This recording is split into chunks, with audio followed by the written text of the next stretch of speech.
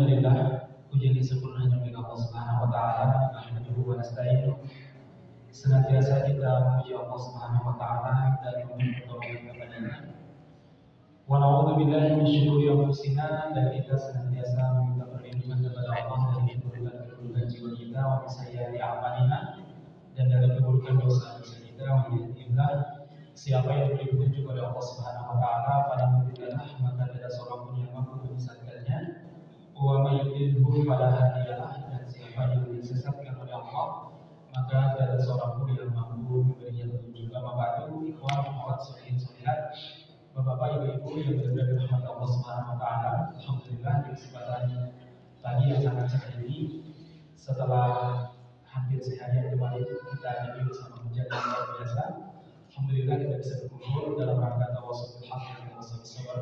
Mudah-mudahan duduknya kita menjadi catatan kebaikan insyaallah Subhanahu wa taala, menjadi sebab kita dimudahkan semua urusannya dan diberi kelancaran dalam segala urusan dan rezeki kita. Salawat dan salam mudah-mudahan tercurahkan kepada baginda Nabi kita Muhammad sallallahu alaihi wasallam, kepada keluarga beliau, sahabat beliau, dan siapa saja yang istiqomah di atas petunjuk Rasulullah sallallahu alaihi wasallam. Kita senantiasa berdoa kepada Allah, mudah-mudahan kita termasuk mereka yang diberi kemampuan untuk bisa istiqomah mendapati petunjuk Rasulullah sallallahu alaihi wasallam. Jemaah sekalian yang mudah-mudahan dirahmati Allah Subhanahu wa taala. Materi kita pada kesempatan kali ini terkait masalah tahiyul Ramadan, menyambut bulan Ramadan tanpa merupakan kondisi saudara-saudara kita yang ada di Gaza. Kita mulai dengan pertama terkait bulan Ramadan yang kurang lebih sekitar 13 hari lagi, apa 12 hari. Ya tergantung ya, mau pakai hisab rupiah. Kita akan menghadapinya, artinya tinggal hitungan jari kita akan mendapati bulan Ramadan. Mudah-mudahan Allah Subhanahu wa taala menyelamatkan kita sampai berjumpa dengan Ramadan dan membuat kita dimudahkan untuk tiba di bulan Ramadan. Nah, masalah muslimin yang mudah-mudahan dirahmati Allah Subhanahu wa taala, terkait puasa Ramadan tidak banyak saya sampaikan. Saya hanya menyampaikan satu pesan dari para ulama terkait tentang bagaimana kita menghadapi Ramadan. Menghadapi Ramadan itu yang paling utama adalah kita mulai menata niat dan merencanakan berbagai macam aktivitas ibadah yang akan kita laksanakan di bulan Ramadan. Karena sesuatu yang telah diniatkan, maka Allah Subhanahu wa taala akan memudahkan kita untuk meraihnya. Niat walaupun kita belum melaksanakannya sudah dapat pahalanya sekalian. Para ulama mengatakan an-niyatu ablagu minal amal. Niat itu lebih fasih dan lebih cepat sampainya kepada Allah Subhanahu wa taala daripada amal. Barang siapa yang telah melakukan sebuah niat, telah menyiapkan sebuah aktivitas, kemudian dia terhalang dari melaksanakan aktivitas tersebut, maka dia akan mendapatkan pahala yang sempurna dari aktivitas tersebut. Artinya kalau ada seorang muslim sebelum kedatangan bulan Ramadan, dia telah meniatkan untuk ibadah di bulan Ramadan. Dia sudah menata, misalkan di bulan Ramadan ini saya akan belajar, dia akan menyebutkan berbagai macam aktivitas.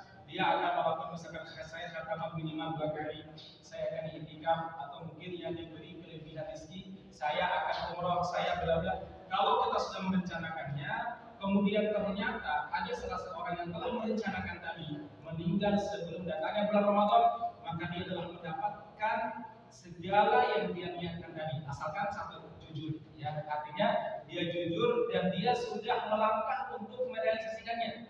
Dia sudah mampu untuk umrah misalkan tinggal pelunasan, kemudian dia sudah menyiapkan segala kebutuhan iktikaf misalkan, dan dia sudah mulai merutinkan baca Al-Quran 10 bulan Ramadan misalkan, untuk mengejar target 2 kali khataman di bulan Ramadan misalkan. Ternyata dia wafat sebelum dia mendapati bulan Ramadan, sebelum dia melaksanakan aktivitasnya tadi, maka Allah Subhanahu wa taala mencatat semua niatnya tadi sebagai ibadah dan pahala yang sempurna. Masya Allah, ya sekalian. Ini poin pertama. Jadi kenapa kita harus niat? Kita nggak tahu bagaimana 2 hari lagi, 4 hari, 5 hari lagi, apakah kesehatan kita masih prima seperti ini atau jangan-jangan tidak.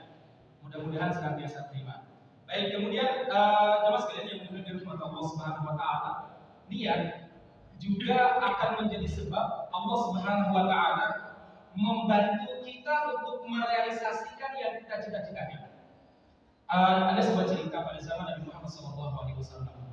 Ada seorang yang dikenal dengan orang Arab Badui. Para sahabat nggak tahu siapa namanya. Ya, dia nggak terkenal di bumi, tapi terkenal di langit. Al-Arabi, orang Arab Badui. Dia singkat cerita berjumpa dengan Nabi Muhammad SAW. Kemudian dia beriman kepada Rasulullah SAW. Lantas Nabi Muhammad mengajak beliau hijrah ke Madinah, dan beliau pun hijrah ke Madinah. Sebagaimana memang pada saat itu Rasulullah mewajibkan setiap Muslim untuk hijrah ke Madinah, di mana mereka tinggal. Mereka hijrah ke Madinah dengan tujuan apa? Dengan tujuan supaya kaum muslimin memiliki kekuatan, baik kekuatan ekonomi maupun kekuatan militer. Jadi semua disuruh hijrah ke sana. Ya, sehingga setiap kali Nabi mengutus para dai untuk dakwah ke pedalaman atau ke kota lain, di antara nasihat Nabi Muhammad SAW adalah apa? Man aslama, barang siapa di antara muridmu itu masuk Islam, murhum atau murhu, ingatkan dia, ajak dia untuk apa? Untuk hijrah ke Madinah, meninggalkan negeri kafirnya. Jadi itu dulu seperti itu, ada kewajiban untuk hijrah. Salah satu fungsinya untuk memperkuat komunitas kaum muslimin, di mana saat itu kalau ingin memperkuat komunitas ya memperbanyak jumlah. Nah, masuk muslimin yang benar-benar Allah Subhanahu wa taala. Singkat cerita, si Badui ini kemudian hijrah ke Madinah dan tinggal di Madinah. Tinggal di Madinah bersama dengan Rasulullah SAW, menjalani aktivitasnya sebagai rakyat sebagaimana biasanya. Ya, beliau kadang berkunjung ke rumah Nabi, kadang mendengarkan nasihat-nasihat Nabi Muhammad SAW sebagaimana umumnya rakyat. Singkat cerita, suatu waktu Nabi Muhammad SAW mengumumkan kepada para sahabat untuk berangkat berjihad, dan dia pun termasuk orang yang pertama kali mendaftarkan diri berjihad. Jihad itu. Kemudian masuk muslimin. Singkat cerita, boleh ikut jihad, dan pada peperangan kali ini kaum muslimin mendapatkan kemenangan yang gilang gemilang. Musuh banyak yang terbunuh, harta ghanimah juga, harta keuntungan perang itu mereka dapatkan begitu banyak. Selesai peperangan, Rasulullah SAW pada saat itu mulai membagikan ghanimah. Ini bulan, ya bulan. Kalau bulan ini punya kuda berarti tambah lagi karena dia harus membiayai kudanya. Kemudian bulan-bulan semua dibagikan, tinggal ada satu jatah yang belum terbagikan. Rasulullah lihat ini siapa ya? Oh, si Badui. Ya, Om Desu. Badui itu orang desa. Cuma desanya Arab sama desanya Jawa beda ya. Kalau desanya Jawa itu semakin pelosok, ya biasanya sopan santunnya semakin terjaga. Betul nggak sih? Misalkan orang-orang Tawamangu sana pelosok sana ya. Kalau semakin pelosok ya unggah-unggahnya bagus ya. Bagus ya. Ya orang-orang apa itu, orang-orang ya Boyolali ke atas sampai mana itu ke Gunung Merbabu ya, Selo dan sekitarnya, itu biasanya umumnya kalau semakin desa ini semakin baik sopan santunnya. Iya nggak sih? Nah, sementara orang-orang beda, kalau semakin pelosok ngomongnya cepat-ceplos, apa adanya kalau ngomong. Masih ingat dulu ada cerita ya, sahabat Badui datang bertamu kepada Rasulullah SAW. Singkat cerita ngobrol bersama Nabi. Selesai ngobrol, dia ini nggak tahan untuk kencing, hanya kencing di pojok masjid. Ya, itulah orang Badui di sini. Itulah orang Badui. Ya, Anda kalau pernah umrah atau mungkin pernah tinggal di sana agak lama, sering ketemu sama orang Badui. Dulu saya sempat hampir berantem sama orang Badui di Makkah ya. Gara-gara kita sudah target, kemas ya bahasa Jawanya. Kami mau Jumatan, kami mau subuh di Masjid Nabawi. Mau nggak kantor kami? Oke siap, naik aja dia bilang. Kami berenam atau bertujuh satu ya. Udah saya naik, saya bimbing rombongan, saya tunggu. Sudah, karena target kita sekitar jam berapa ya? Jam 11 malam. Berarti kan harus sampai di sana jam 3 lagi. Karena ingin tahajud di Nabawi sekaligus untuk dulu pas masih belajar ya, bukan pas bimbing ya. Nah akhirnya dia nggak mau pergi. Dia bilang, ayo nggak berangkat. Oh sebentar lagi. Saya bilang target kami harus tahajud di sana, minimal kami harus subuh di Masjid Nabawi. Dia masih sebentar, wah ini cekcok ya. Tapi alhamdulillah diingatkan, haram di Masjid Haram, di Masjid nggak boleh cekcok. Baik, memang begitu orang Badui, karakternya memang tegas, keras, dan ngomongnya cepat-ceplos. Nah si Badui ini, jemaah sekalian, dicari sama Nabi. Ayo Badawi, mana si Badui? Oh ya Rasulullah, dia di sana istirahat di bawah pohon sana ya Rasul. Selonjoran kayak ibu-ibu di belakang ya. Enggak ada ya. Kemudian dia kalau begitu bawakan hadiahnya ini apa? Jatah dia kepada Badui tersebut. Dibawakanlah jatahnya. Sampai di sana si sahabat mengatakan Badui, iya ini jatah kamu. Jatah apa ini? Ini jatah ghanimah pembagian dari Rasulullah SAW. Ini dari Nabi. Iya. Akhirnya dia bawa itu jatahnya. Kemudian dia menemui Nabi Muhammad SAW. Kemudian berkata begini, ya Rasulullah, ini apa ya Rasulullah? Itu jatah kamu. Jatah apa ya Rasulullah? Jatah karena kamu terlibat dalam jihad ini. Apa dia bilang ya Rasulullah? Ma'amantu bika wa ma hajatu ma'ak wa la jahatu ma'ak bihada. Saya berjihad, saya beriman, saya berhijrah bukan untuk ini Rasulullah. Terus kenapa? Kalau sekarang mungkin malah bansusnya kurang ya. Kalau 500 triliun ya. Dan ternyata anggaran untuk makan siang gratis masih lebih mahal daripada anggaran IKN. Sudah lebih mahal dari anggaran IKN, subsidi BBM-nya dicabut, dinaikkan, kemudian LPG-nya juga dicabut subsidinya. Ini yang teriak 2.000. Tapi ibu rumah tangga yang berjual Gojek. Nah, masalah muslimin yang mudah dirahmati Allah Subhanahu wa taala, singkat cerita, Rasulullah tanya kenapa dan ada apa? Dia bilang ya Rasulullah, saya beriman, saya berhijrah, saya berjihad agar Allah memperjumpakan saya dengan musuh yang sangat kuat. Kami berdua satu lawan satu. Dia menebas saya, saya tebas dia, dan saya berhasil membunuhnya. Kemudian ada anak panah atau tombak yang menancap di leher saya, tembus sebelah sini, saya bergugur sebagai syuhada, dan digugurkan dengan cara seperti itu. Telah di hari kiamat ketika dibangkitkan, ketika Allah bertanya, wahai Badui, itu panah dari mana? Dengan bangga saya akan menjawab, ya Allah, saya gunakan panah ini saya dapatkan ketika saya berjihad membela agamamu dan membela nabimu. Allah pun tersenyum dan memberikan balasan terbaik kepada saya. Itu yang saya cita-citakan Rasulullah. Masya Allah. Beda banget sama cita-cita Bapak ya. Beda. Bapak ini cita-citanya beda. Kemudian jemaah sekalian yang dimuliakan Allah Subhanahu wa taala, apa kata Nabi? In saddaqta saddaqallah. Kalau kamu betul-betul jujur dengan niatmu, kebaikannya tadi, maka Allah pun akan jujur kepadamu mewujudkan apa yang kamu inginkan.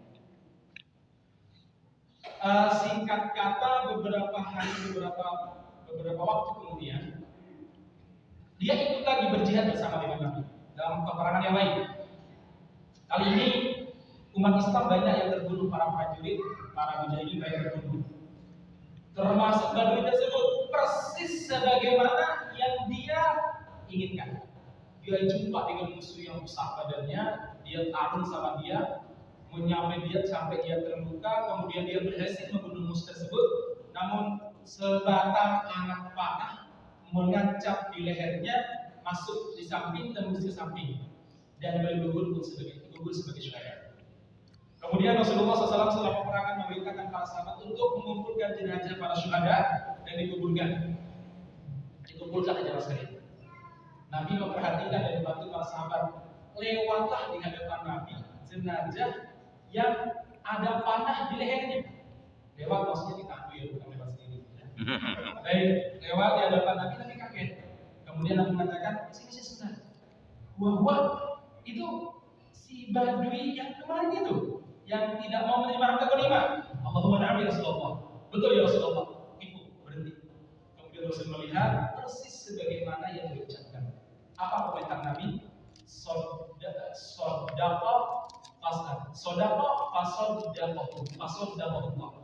Dia telah jujur dengan niatnya. Allah pun jujur dalam merealisasikan. Nabi pun melepas jubahnya. Kemudian digunakan untuk membungkus jenazah syuhada ini. Kemudian beliau berpesan, gunakan jubahku untuk kafannya dan kuburkan bersama jubahku, biar menjadi saksi di hari kiamat nanti, dan aku akan bersaksi bagi dia di hadapan Allah bahwa dia adalah umatku. Masya Allah. Para sahabat nggak kenal itu orang siapa namanya. Orang tahunya Arabi, wong alas lotinsu. Beda sama Abu Bakar, Umar, Utsman. Tapi amalannya itu luar biasa, masuk muslim. Sampai Nabi mencopot jubahnya. Hampir nggak pernah Nabi Muhammad SAW mencopot jubahnya, kemudian digunakan untuk menjadi kafan bagi mayat, kecuali si Badul ini. Mungkin ada cerita lain saya belum dapat, tapi ini peristiwa yang langka. Peristiwa yang langka ya mas. Artinya apa ya mas ya? Kalau kita jujur dengan niat kita, maka Allah Subhanahu Wa Taala akan wujudkan apa yang kita niatkan. Jujur saja. Apa yang Anda niatkan itu nasib kita. Dan kalau kita dalam kehidupan kita ini, kalau kita logikakan dengan hitungan matematika, kalau kita nggak niatkan betul-betul untuk menyekolahkan anak, itu secara logika itu kadang susah. Anak 5 ya per bulan SPP mereka taruhlah misalkan rata-rata kalau di pondok taruhlah misalkan berapa rata-rata pondok 1 juta ya. 1 juta berarti SPP itu udah berapa udah? 5 juta. Uang jajannya pinter. Ya taruhlah misalkan masing-masing 300. Udah berapa udah? 1 juta 6 juta 500. Terus bajunya, terus persediaan macam-macamnya kalau dilogikakan nggak wajar ya mas kayak pengeluaran kita itu. Kalau bagaimana ya? Ya alhamdulillah ada saja. Kenapa demikian? Diniatkan. Kalau pakai matematika itu susah. Pakai matematika itu susah ya mas. Saya itu punya kawan, usianya hampir seperti saya. Dilihat fisiknya nggak begitu tampal lah maksud saya ya. Nggak nikah. Berkali-kali saya taruhkan gagal terus. Saya bilang kamu kenapa? Saya taruhkan gagal terus. Minder Ustaz. Nah, mindernya kenapa? Tak hitung-hitung nggak cukup uang saya untuk biaya istri saya. Saya bilang nikah itu bukan pakai matematika, masih mau pakai apa? Ijab kabul. Pakai matematika aja. Terlalu mendetail. Nanti posnya sekian, kemudian makan sekian. Kalau istrinya akhwat model sekarang berarti skincare-nya sekian gitu Bu ya. Anda dapat data nggak sih skincare-nya? Misalkan ya, kemudian sekian. Aduh, gimana sih? Gak masuk hitungan ya hasilnya. Nikah itu nggak pakai itu. Nikah itu Bismillah. Allah berjanji akan membantu mereka yang belum mampu dimampukan oleh Allah Subhanahu Wa Taala. Iya, dulu fuqara jadi Allah. Kalau mereka fakir, yughnihimullah. Allah akan mengkayakan mereka. Ayo udah masih ragu-ragu padahal tokoh dari satu majlis taklim ke majlis taklim lain. Ya, nggak yakin ya. Memang kayaknya majlis taklim itu biar untuk meyakinkan orang-orang untuk maju. Ya. Bismillah saya bilang ya. Sampai sekarang belum sih ya. Saya lagi nyarikan lagi siapa tahu di antara ibu-ibu maksudnya ya biar galang gitu ya. Nanti orangnya baik, sore dan nanti bikin saya selama ini bergaul dengan kita, ngaji bersama kita, aktivitas kemana-mana dakwah bersama dengan kita, kelihatanlah ya, kelihatan orang baik ya. Baik, masa muslimin yang berdiri di rumah Subhanahu Wa Taala. Jadi sekali lagi masa muslimin niat ini betul-betul akan mempengaruhi hidup kita. Ya, salah seorang alim namanya Imam Al Hasan Al Basri, beliau pernah mengatakan, "Rubba amalin suri tu'timun niyah."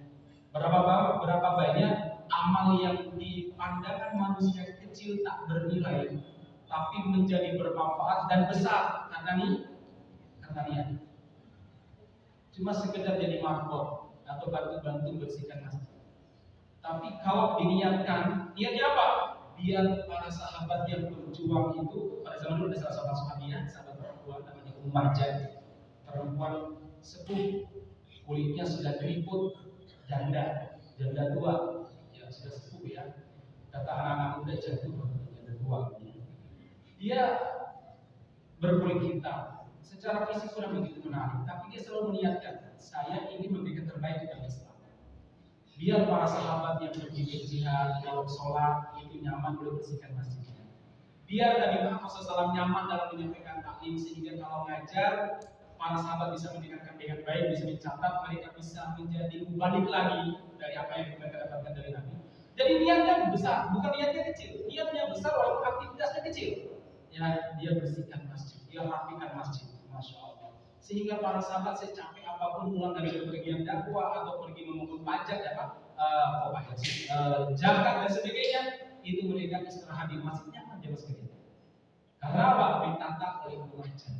aktivitasnya tadi ya cuma bersihkan. Dulu nggak ada WC di kamar mandi di masjid ya, jadi kan ribet ya.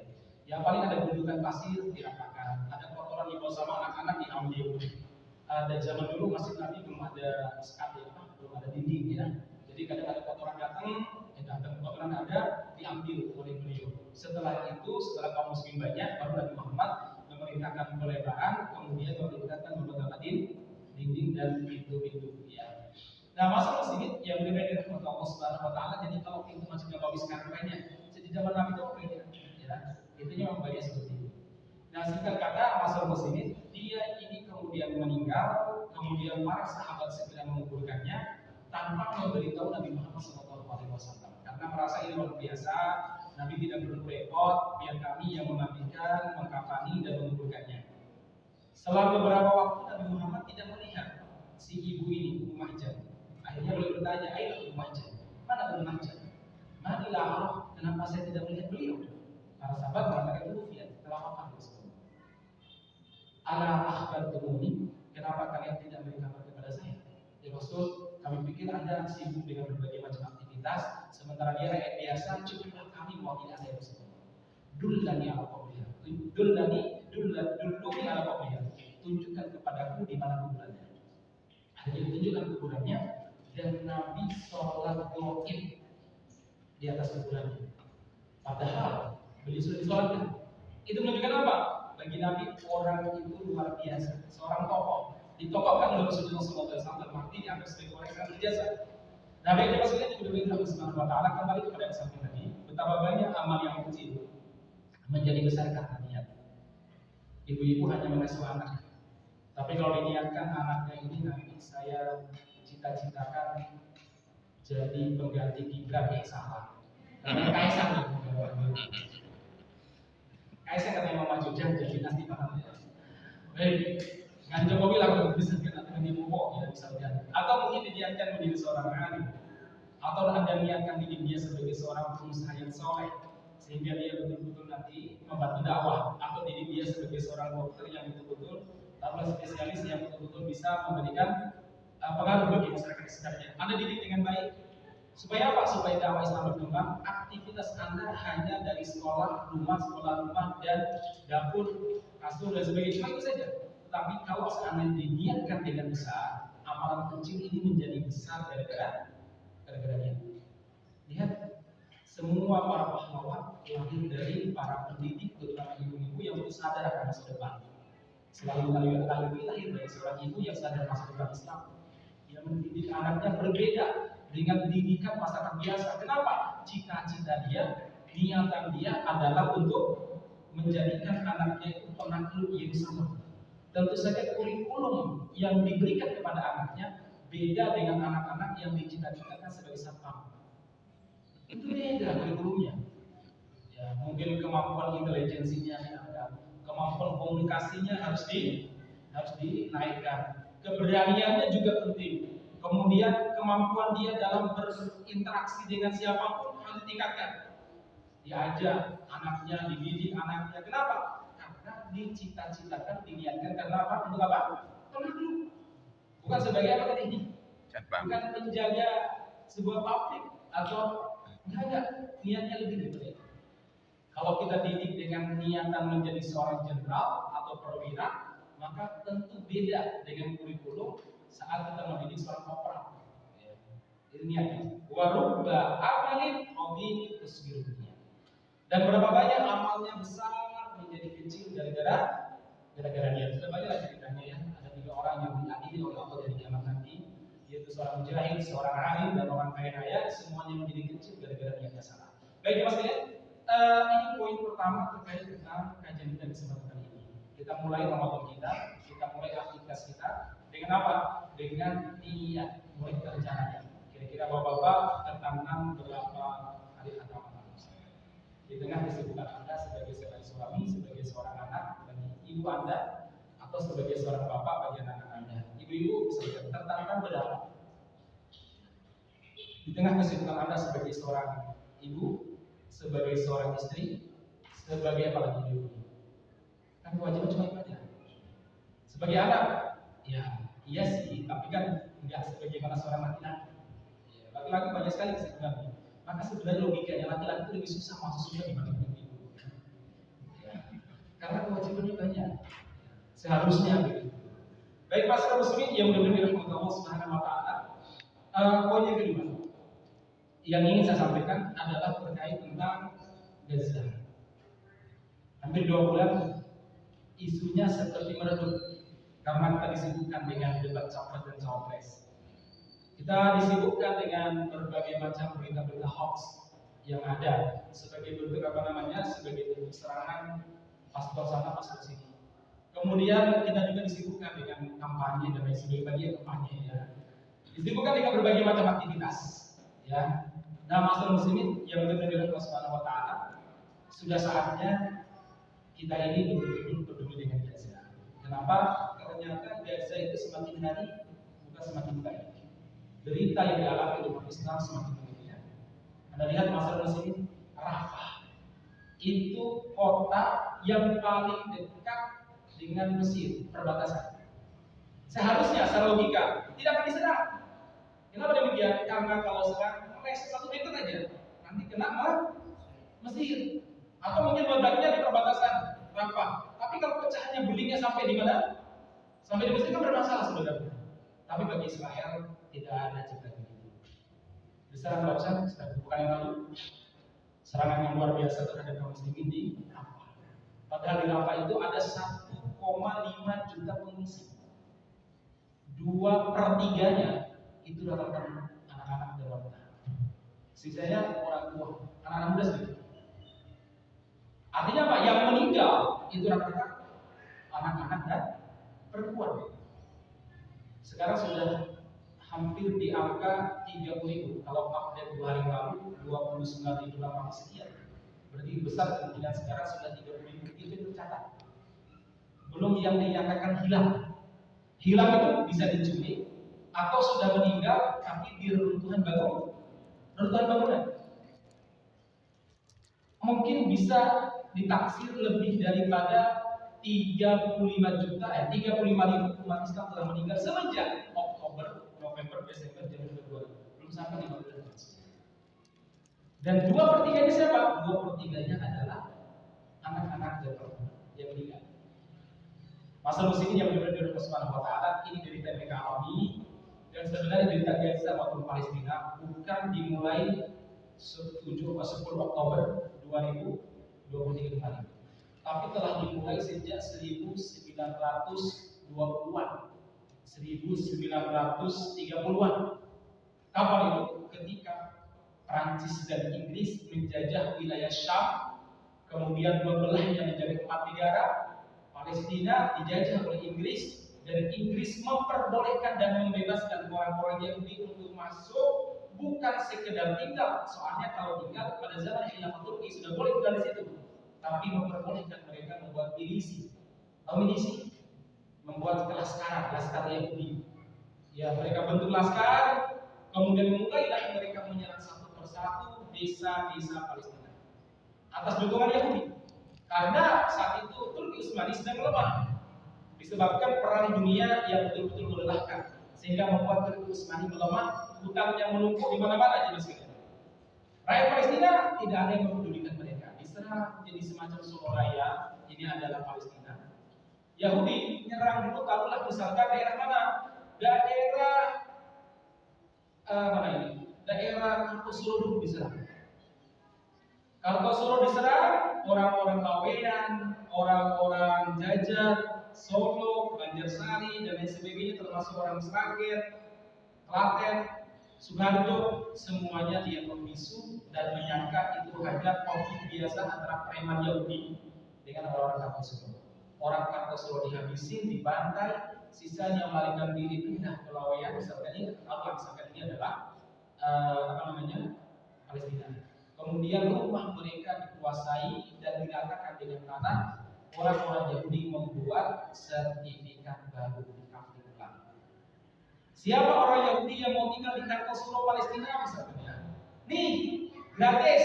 Ini sertifikatnya. Berbondong-bondong dari Swiss, Italia, dari Jerman, dari negara-negara yang dulu mereka mengalami persekusi. Akhirnya mereka datang ke situ, dikasih. Berhenti sampai di situ? Enggak. Setelah seminggu 2 minggu mereka mulai banyak, kemudian para pengungsinya nyerang lagi. Daerah mana yang diserang? Taruhlah misalkan daerah Makam Haji diserang. Desa-desa dulu. Selesai daerah Waru, selesai daerah Grogol, dihabisin. Selesai, pokoknya belum ya. Selesai kami daerah mana lagi? Terus begitu yang mereka lakukan sampai 1948 mereka menguasai 500 desa dan mendeklarasikan negara Israel berdiri, didukung oleh Inggris dan Prancis. Tiga bangsa-bangsa nama lainnya apa dulu? PBB datang kemudian memberikan stempel harus sah negara ini. Amerika pun mendukung. Jadi kalau hari ini kita berharap kepada PBB, Amerika, Inggris, Prancis, go to hell, mimpi, ya, nggak bisa guys. Sementara saudara kita semenjak tahun itu mereka mengungsi. Ada yang mengungsi di Syria, saya ketemu dengan mereka di Syria. Ya, ada sebuah camp namanya Camp Yarmouk. Itu sebesar kecamatan itu semuanya hampir orang Palestina. Kalau ditanya kamu tinggal di mana, jadi mereka pasti menisbatkan ini Al-Palestina walaupun lahirnya di situ. Karena bangga sebagai orang Palestina. Kalau tinggalnya di daerah Yerusalem, ya Al-Qudsi, Al-Maqdisi. Baik, jemaah sekalian yang benar-benar rahmat Allah Subhanahu wa taala, mereka pindah ke mana? Hijrah ke Yordan. Mereka hijrah ke Mesir. Mereka hijrah ke Arab Saudi. Mereka berhijrah begitu. Ada juga di antara mereka bertahan di tenda-tenda pengungsian seperti daerah Yarmouk tadi. Sampai mereka sudah hampir 10 tahun, 50 tahun, bahkan usianya 30 tahun tidak kenal namanya ruang tamu seperti apa, kemudian kamar tidur seperti apa, dapur seperti apa, sebab mereka sejak kecil tinggal di tenda pengungsi, tahunya dapur umum, tahunya adalah WC umum, dan tahunya mereka hanya satu kotak tenda. Itu yang mereka alami. Jangan tanya ada AC atau tidak, jangan tanya. Banyak masalah di sini. Saudara kita, anak-anak kita, teman-teman kita. Dari itu yang mereka alami luar biasa. Kemarin kita lihat salah seorang bapak, beliau itu pulang dari pasar, belanja, membelikan roti sekedar untuk sarapan pagi anak-anaknya dan istrinya. Begitu sampai di rumah, ada serangan ya, dia sempat bersembunyi karena serangan. Dia segera lari karena serangan tersebut, diarahkan ke perkampungan beliau. Sampai di sana rusun awak kalau sudah sekarang. Rumah susunnya itu jemaah sekalian, yang dibeli tempatnya dan kawan-kawannya dan orang lain, itu istrinya terkubur, sebagian anaknya meninggal, sebagiannya tidak tahu nasibnya seperti apa. Dia peluk gadis kecilnya yang berusia kurang lebih 7 sampai 6 tahun, masih lucu-lucunya, anaknya kalahnya. Dia peluk dan menangis dan mengatakan, anakku sedih, kamu meninggalkan kami. Tapi saya juga senang karena kamu tidak akan kelaparan sebagaimana kami, tidak merasakan kedinginan sebagaimana kami, dan tidak merasakan ketakutan sebagaimana kami. Kamu akan menyusul Nabi Muhammad SAW. Kalau nanti kamu jumpa dengan Nabi, sampaikan salam kami untuk beliau dan beritahu kondisi kami di Gaza, dan kami akan menuntut umat Nabi Muhammad sebelum beliau memberikan syafaat kepada mereka, karena mereka tidak peduli dengan kami. Sampaikan salam kami kepada Nabi, dan kami akan menuntut umat Islam karena mereka tidak peduli dengan kami. Kami diberikan sendiri membela Al-Aqsa. Ini cara mereka protes, karena mereka protes macam-macam. Bahkan ada beberapa camp pengungsi itu demo setiap hari Jumat. Demonya kepada Israel, bukan, karena Israel itu tidak memahami bahasa demo. Demonya kepada siapa? Demonya kepada pemerintah Islam, umat Islam khususnya orang Arab. Ya Arab, wahai orang-orang Arab, wahai umat Islam, kami akan menuntut kalian di hadapan Rasulullah dan kalian membiarkan kami sendirian membela Al-Aqsa, membela Yerusalem, tanah suci kita. Kalian membiarkan kami sendirian mengalami derita seperti ini. Itu demo mereka di hari Jumat. Itu disampaikan begitu. Ini masa musim yang berbeda dengan Subhanahu wa ta'ala. Banyak sekali kondisi mereka seperti itu. Banyak di antara mereka yang terpaksa dari terowongan tinggal di sana. Saya pernah menyaksikan, pernah duduk dan pernah datang ke beberapa pengungsi yang harus daerah tebing-tebing itu dari terowongan gali bersama, nanti ada keluarga, ada kakak beradik, dibuat sekat. Anda bayangkan kalau mungkin cuma semalam kita nginap di situ seperti kita ngecamp, itu asyik loh mas. Tapi kira-kira udah 3 hari gimana? Nyaman nggak? Udah nggak nyaman, padahal seperti ya capek. Gas kompor juga masih banyak. Udah nggak usah gitulah, di villa saja, ya villa saja. Anda mungkin cuma 2-3 1 hari 2 hari itu masih nyaman. Kalau sudah 3 hari, sudah nyaman gitu ya. Udah bengkak biayanya, ya. Mainnya bengkak, kemudian mungkin sepi kadang dan lain sebagainya. Saya kemarin setelah pemilu itu coba nginap, ya. Sepi banget, tapi ramai di daerah itu bawah itu di atasnya. Sepi banget, sepi cepat pulang aja, sepi banget ya. Takut ya. Baik, Mas kalian, seluruh sekalian yang dibentuk Subhanahu wa Ta'ala, mereka tinggal dari terowongan seperti ini, dibuat terowongan dulu. Jangan dikira terowongannya sebagaimana terowongannya miliknya Hamas, enggak, cuma tanah gitu aja. Terus kalau hujan ya Mas kalian, udah air dari atas masuk hujan. Ya ada sih yang buat ini juga buat apa namanya, buat semacam atap ada, tapi kan nggak semuanya punya kemampuan begitu. Saya pernah masuk dan dalam genangan air, akhirnya dikasih batu buat jalan. Terus mereka mengumpulkan batu-batu, dibuatkan semacam apa ya, semacam kayu-kayu gitu di atas batu itu. Di bawah itu apa? Air genangan. Dan itu bukan sehari 2 hari, sepekan 2 pekan, tergantung hujannya bagaimana. Padahal curah hujan di sana itu ya dahsyat, hampir di Indonesia. Mereka tinggal di sana. Ya kalau mereka pilih saya pernah nanya, kenapa kalian nggak tinggal aja di apa namanya di tenda? Dia bilang tenda tidak aman dari serangan. Kalau di sini ya kalaupun ada serangan, alhamdulillah mungkin masih ada batu, masih ada gunung yang akan membantu kamu. Tapi kalau di tenda hancur. Mending tinggal di sini tidak apa-apa. Kami tinggal di daerah seperti ini. Masya Allah. Anda jangan tanya kira-kira Inggris apa tidak makanannya. Oh coba, ya ada. Bom roti, kalau roti dia masih kecil.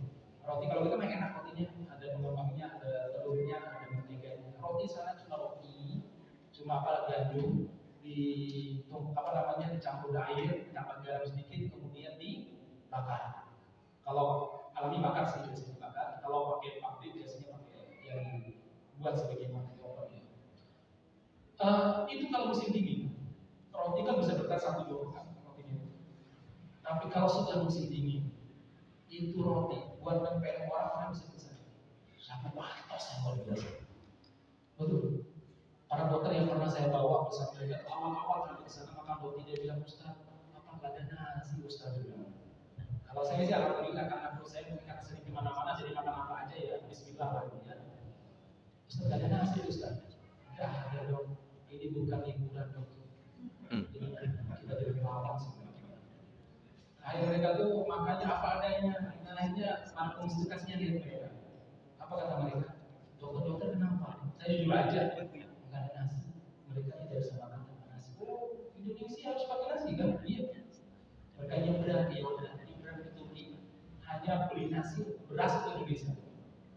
Beli beras, padahal mereka dalam kondisi terbatas. Saya kasihkan uang, mulai masa para dokter begitu lihat nasi putih aja nggak ada lauknya, sumringah yang luar biasa. Nah masa muslimin yang berbeda dengan Subhanahu wa Ta'ala, ada baiknya mereka. Kadang mereka kadang makan, kadang tidak. Kalau rotinya ada mereka makan, kalau tidak ada cuma minum aja. Jadi ini kondisi mereka ya, kondisi mereka. Di sana seperti itu. Masa muslimin yang berbeda dengan Allah Subhanahu wa Ta'ala. Terkadang roti itu ya tadi habis bom ya, rumahnya dibom, itu mereka cari apa? Mungkin siapa tahu masih ada roti tersisa. Roti yang kena pasir, roti yang tadi ya di bawah tuntungan itu mereka bersihkan, dibersihkan lagi, terus mereka makan. Apa yang mereka makan? Ini kondisi mereka di sana. Saya pernah satu waktu bersama kawan-kawan datang untuk memberikan bantuan. Saat itu kita sifatnya cuma uang tunai, sama kalau untuk anak-anak kita bawa permen. Jadi sengaja kita beli dari Indonesia. Perbanyak cair ya, yang hangat-hangat itu mereka senang segini. Kita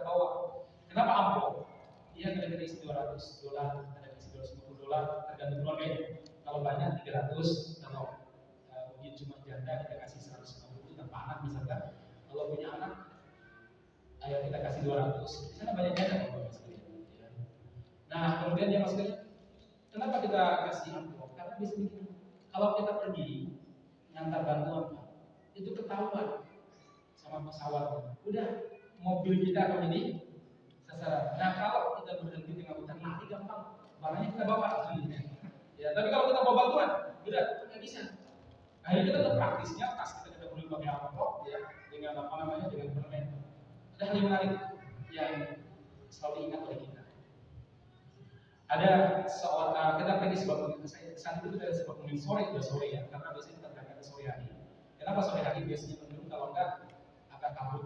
Sebab biasanya roket dan juga pesawat tidak akan berangkat di sana. Jadi kita nyari itu justru waktu-waktu yang dimana orang agak males. Jadi sana itu masa senangnya, itu cerahnya itu menjadi ancaman, dan sesuatu yang bagi kita sesuatu yang membuat kita malas keluar itu sebuah kebahagiaan. Jadi kita berpergian tadi kalau hujan, kalau enggak apa namanya mendung, kabut gitu, kabut. Sana kabutnya harus gelap banget ya. Itu kita datang ya. Sehingga kalau kita naik mobil itu pelan-pelan ke sini. Kadang kalau malam itu kabarnya kalau kan tembaknya. Nah sehingga pernah ya suatu waktu saya ada cerita saya pernah kita lewat gunung-gunung, bawa dokter, kita bawa peralatan medis dan sebagainya. Dokter itu saya itu ada 4 dokter, 2 dari Indonesia, 1 dari Moskow, satunya dari London. Ya, kerjasama sama kita sendiri. Lewat sebuah gunung yang sangat terjauh, tapi lampu nggak dinyalakan, harus pelan-pelan gitu. Saya bilang sama supirnya, nyalakan aja lampunya. Ini jalan syahadat. Saya bingung, syahadat maksudnya apa sih? Nanti syahid, kok bisa sebenarnya? Daerah sini dipenuhi dengan apa namanya ini, untuk pengintai itu, drone dulu. Oh iya gitu ya, saya bilang iya. Kalau nyala lampu, sebentar lagi dia akan sampai kepada kita. Oh gitu, udah dimatikan lampu. Dimatikan, kemudian jalan lagi. Ya, saat itu ada tempat yang agak terang. Kemudian saya buka jendela. Saya khawatir kalau terang kan nanti mereka bisa melihat. Dia bilang kepada saya, Pak Hamid, kenapa buka jendela musim dingin? Tutup aja. Ya, lihat terudang. Terus, kalau udah datang gimana? Saya mau loncat. Rahim, ini bukan Bollywood. Betul. Jadi kondisi para relawan ke sana memang bertentangan siapa hati. Nah, singkat cerita, jamaah sekalian yang berjudi Subhanahu wa Ta'ala, kita pergi ke pengungsian, kita bagi anak-anak pada datang, senang mereka. Kami Indonesia. Mama Indonesia itu senang mereka ya, karena Indonesia dikenal sebagai orang yang sangat dermawan. Betul. Skala dunia, saya kemarin ada penelitian di WHO yang paling dermawan itu Indonesia. Masya Allah. Ternyata ibu-ibu ini yang bukan jaringan kaya, mudah-mudahan kita deh ya. Ternyata dermawan juga itu, paling dermawan. Nah, sehingga cerita apa Indonesia, dan kita kasih permen. Ada seorang gadis kecil usia 9 atau 8 tahun. Saat kita kasih permen, dia bilang, nah, teman saya bilang, kurang, nih kita kasih lagi. Lah ya Amin, tidak ya. Terus kamu apa? Amin, dia bilang sambil pegang tas teman saya. Amin, iya. Hamil nilai Indonesia, bawa saya ke Indonesia. Kita bilang, kenapa nak? Pengen sekolah. Sekolahmu hancur. Ya udah sekolah di kamp pengungsian aja. Guruku meninggal Pak. Oh gitu. Ustaz bilang, ya udah bilang sama bapak sama mamamu. Nanti kita bawa ke Indonesia. Buyurnya kita. Karena nggak mungkin bawa orang ke Indonesia. Ayo kita bawa ke Indonesia. Dia bilang, nggak mau. Nangis tiba-tiba. Saya berpikir apa yang salah dari pertanyaan. Kita tanya kepada orang dewasa di situ, seorang bapak, ini kenapa nangis? Dia bilang, saudara, brother, dia bilang, itu bapaknya sudah tidak ada, ibunya tidak ada. Dia yang berbeda. Kami nggak tahu keluarganya ada nggak di sini. Terus bapaknya di mana? Ditangkap. Kami nggak tahu masih hidup atau tidak. Ibunya ketika serang ke kampung kami peluk ibunya peluk anaknya. Ibunya kena serpihan bom dan meninggal. Sementara anak ini selamat. Dia lari dan kami membawanya ke sini. Kami nggak tahu keluarga siapa di sini. Dan jumlah anak-anak seperti ini bukan satu dua saudara, ribuan. Kadang kami lagi serangan, ini lagi lihat serangan di kayak sedia apa di Presiden lari ya. Itu kalau kami lihat di pinggir jalan ada anak kecil kami bawa, ada anak kecil kami bopong, gitu. Kami nggak tahu siapa. Sampai di camp ya udah kayak saudara kami kasih makan, tanya bapak ini mana nggak tahu, ibu juga nggak tahu. Jumlahnya luar biasa. Maka sekali lagi Mas Kari, kalau hari ini kita senang pagi-pagi antar anak. Nanti jam berapa? Kurang lebih 3:30 Anda sudah standby di sini atau mungkin mau minum di mana gitu ya, sambil menunggu anaknya. Kita bisa seperti itu. Kadang ibu ya kadang masih merasa apa namanya support macam-macam. Ada kondisi yang kita anggap beban, tapi bagi mereka seperti gimana? Ngantar jemput anak mungkin jauh. Bagi kita punya sebuah beban, tapi bagi mereka seperti gimana? Kenapa nggak punya? Ya. Ada sekolah. Nah, masa muslimin, inilah kenapa yang membuat saya dan teman-teman kemudian di bulan Sya'ban dan bulan Ramadan fokus untuk penggalangan dana Palestina. Kalau kemarin Desember alhamdulillah, Januari sudah kita kirim juga, saya kirim langsung. Kenapa gitu? Soalnya kalau saya ke sana nggak mungkin dapat harus saya satu biaya besar. Ya kalau saya ke sana PP kurang lebih 20 juta. 20 juta untuk beli gambar selimut, beli macam-macam itu cukup. Yang kedua, masuk pun susah kalau orang ngasih. Yang ketiga, ancaman tentunya. Ancaman saya tahu, apalagi saya sering nulis, sering kritik macam-macam di video. Ya kalau ketahuan kan pakai AI sekarang. Ini ya, poin itu sering ngomongin namanya sering demo itu. Ya ditangkap kan gak enak nih maksudnya. Nah daripada ditangkap sama Zionis, mending ditangkap sama mertua ini ya. Enak kalau sekali. Maka saya tidak usah berangkat lah. Teman-teman bilangnya berangkat ya sebelah. Kita kirim saja. Nah, fokus kita untuk Sya'ban ini saya kirim di mana-mana saya kirim adalah apa? Termasuk luar Jawa dan sebagainya untuk Ramadan mereka biar mereka bisa buka puasa, bisa sahur sebagaimana kita. Ya, itu fokus kita. Bapak-bapak, ibu-ibu tidak harus Anda yang menyumbangkan. Kalau Anda suka, Anda cerita kepada orang, cerita kepada orang. Kalau mungkin kita ini, saya lihat wajah-wajah kita terbatas, paling berapa orang ini. Ya. Tapi kalau Anda mungkin punya kawan yang dulu adalah apa namanya berusaha karena Anda SMA, tapi sebaiknya yang sesama jenis saja nanti sahabat nanti apa kita lakukan sendiri kembali ya. Jadi Anda bapak-bapak punya kawan sekarang jadi spesialis apa jadi dokter apa jadi pengusaha, kirimlah dia gambar, ini mas bantu. Kalau ingin butuh apa namanya marketing jualan, butuh yang ada dikit lah untuk video macam-macam, kita sama saya kasih banyak. Kasih kirim dan itu subhanallah banyak. Saya kemarin di misi di mana daerah mana, ada kawan bilang begini Ustaz, saya nggak berapa ikannya ini sih. Dia cuma sekitar 100.000. Tapi saya punya kawan, dia kirim ternyata kawannya ngirim alhamdulillah 6.500. Kawannya nggak ada pengajian, cuma diizinkan sama dia. Kan kadang kawan lebih percaya kawan daripada Ustaz, kan begitu. Nah, akhirnya kirim. Kemudian kemarin saya pas mengisi teman-teman di anestesi, salah seorang istrinya seorang dokter bilang sama saya, alhamdulillah sudah terkumpul ini berapa tuh sudah. Ini satu orang yang dididik karena saya cerita sama beliau teman saya di Sumatera. Berapa? 1 M itu saya banyak banget itu, banget ya, banyak ya. Cerita dia jadi mungkin kita tadi terbatas karena mungkin kita punya banyak kebutuhan juga. Tapi kalau orang-orang yang berkelanjutan di sisi Allah Subhanahu Wa Taala, ada mereka perhitungan sekian. Cerita aja cerita, tampilkan di status media Anda. Siapa tahu dengan wasilah Anda ada orang-orang yang berpuasa di Gaza, di Rafah, dia kemudian bisa buka puasa dari harta yang lewat Anda bantuannya. Taruhlah 30 orang, berarti Anda juga dapat pahala sebanyak 1 bulan. Anda sama dengan merampel, ini bukan bansos ya, ini merampel Ramadan 2 kali. Kalau seandainya 60 orang yang memakan mereka gunakan untuk buka puasa, berarti Anda telah mendapat berapa? 2 Ramadan. Kalau seandainya 90, 3 Ramadan, 120, 4 Ramadan. Pada bentuk hidup akan kemudian kita masih memperkirakan kira-kira bagaimana terutama ibu-ibu, bapak-bapak yang sudah mulai senior banget, kan setahu saya bilang tua banget, senior banget. Dan untuk menentukan 4 bulan kemudian masih hidup, 4 tahun kemudian masih hidup atau tidak, masih sehat atau tidak, susah. Maka sekali lagi mas kalian, ayo kita jadikan diri kita sebagai inspirasi kebaikan, ya, inspirasi kebaikan. Dengan cara apa? Macam-macam. Baik masa muslimin yang benar-benar dirahmati Subhanahu wa Ta'ala. Sampai jam berapa sih? Kajiannya sampai selesainya, misalnya. Kayaknya kita selesaikan aja. Baik, singkat cerita begitu, jangan biarkan mereka sendirian. Sebenarnya kepedulian kita terhadap Palestina dan Gaza khususnya bukan sekedar urusan kemanusiaan.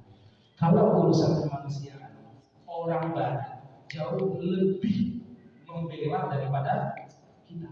Kita lihat di Australia sampai hari ini, sampai dari pagi, saya lihat mereka itu demo sehari bisa 2 kali. Ada di mana mereka demo di Sydney, nanti di mana namanya Canberra, mereka lagi demo di mana, terus begitu mereka demo untuk peduli Palestina. Padahal saya lihat takut perempuannya memang sih pakai apa namanya, pakai Abu Baidah itu jubah dulu ya, tapi celananya juga di atas lutut mata kepala. Ya mereka non muslim, tapi ada nilai kemanusiaan. Kita sebagai seorang muslim jangan kalah dengan mereka. Kepentingan kita bukan masalah kemanusiaan saja, tapi kepentingan kita urusan masa depan umat Islam. Ada Al-Quds, ada Baitul Maqdis. Di sana nanti Imam Mahdi bertahta.